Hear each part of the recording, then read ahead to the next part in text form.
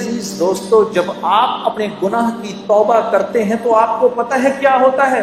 جب ہم توبہ کرتے ہیں اللہ اس گناہ کو معاف کر کے نیکی میں بدل کے آخرت کا توشہ بنا دیتا ہے، اور آپ ایسے ہو جاتے ہیں جیسے آپ نے اس گناہ کو کیا ہی نہیں۔ یہ تو ہماری بدقسمتی ہے، ہم اپنے آپ کو اللہ سے دور کیا ہے۔ یہ وجہ ہے میرے دوستو، جب ہم دعا کرتے ہیں تو دعا نہیں قبول ہوتی، کہ ہماری طبیعتوں سے اللہ سے دوستی لگانا ختم ہو گئی۔ موسیٰ علیہ السلام کے دور میں زوردار قسم کا قحط پڑا، آپ نے سب کو جمع کیا، جمع کر کے آپ میدان میں لے گئے، وہاں آپ نے جا کے جب دعا شروع کی تو لو اور تیز ہو گئی۔ آپ نے کہا یا اللہ میں تو دعا کر رہا ہوں، یہ کیا معاملہ ہے؟ کہا اس مجمع میں ایک آدمی ایسا ہے کہ پچھلے 40 سال سے اس کی ایک نیکی بھی میرے پاس نہیں آئی، اس کے گناہوں کی نحوست ایسی ہے کہ آپ کی دعا بھی قبول نہیں ہو سکتی۔ تو آپ مجمع کی طرف مڑے اور مجمع سے کہا بھائی وہ کون ہے، باہر نکل جائے۔ اب وہ جو گناہگار تھا وہ تو نظریں نیچے کی کھڑا ہوا تھا، اس نے دائیں دیکھا یہاں سے شاید کوئی نکلے، بائیں دیکھا یہاں سے کوئی نکلے۔ جب تھوڑی دیر ہوئی تو اپنی عزت بچانے کے لیے اس نے کہا یا اللہ اتنے سال میں نے تیری نافرمانی کی، تو نے کسی کو پتہ نہیں چلنے دیا، اب اتنی دیر ہو گئی ہے، تو ایسا نہ ہو کہ تو اپنے نبی کو بتا دے کہ وہ کون ہے، تو میں کتنا ذلیل ہوں گا۔ یا اللہ میں تجھ سے معافی مانگتا ہوں، تو مجھے معاف کر دے۔ ابھی وہ نیچے اللہ سے مناجات کر رہا ہے، اس کو پتہ نہیں، اپنی عزت بچانے کے لیے وہ مناجات کر رہا ہے۔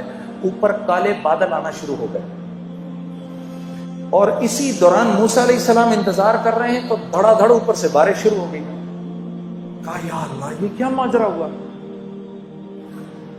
کہ میرے نبی میرے بندے نے مجھ سے صلح کر لی، میں نے اس کو معاف کر دیا۔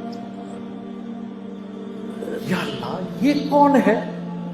کہا موسیٰ جب نافرمان تھا 40 سال کا میں نے کسی کو پتہ نہیں چلنے دیا، اب تو وہ میرا ولی بن چکا ہے، میں کیسے بتا دوں وہ کون تھا؟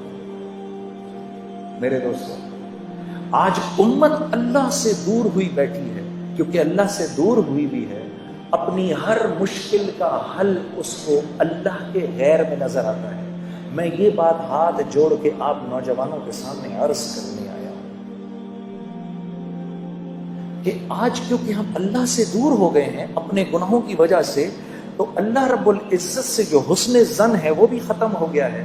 اب جب کوئی ضرورت آتی ہے تو خیال اللہ کی طرف جاتا نہیں کہ میں تو اس کی کرتا ہوں نافرمانی، ارے نہیں، میرے گناہوں کی کیا حیثیت ہے اس کی رحمت کے سمندر کے آگے؟